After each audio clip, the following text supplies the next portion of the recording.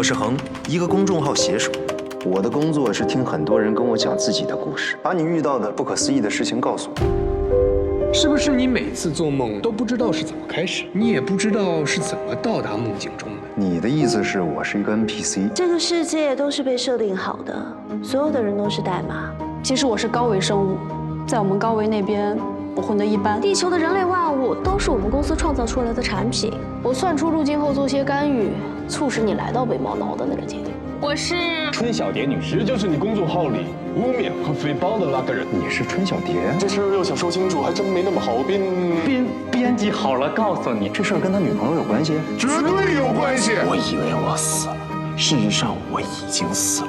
全欧洲的艺术画廊都知道我在车祸之后成为了天才，但时光对我来说是一条只能逆流而上的河，我只能走到过去，但是我没有能力再回到未来。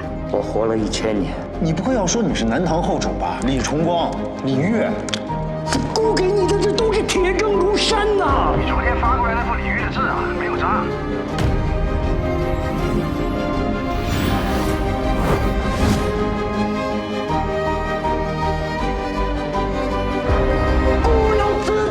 非玩家角色，你的一切都是代码。因为我想请你帮我杀了相信林峰可以出鞘。就是造物主。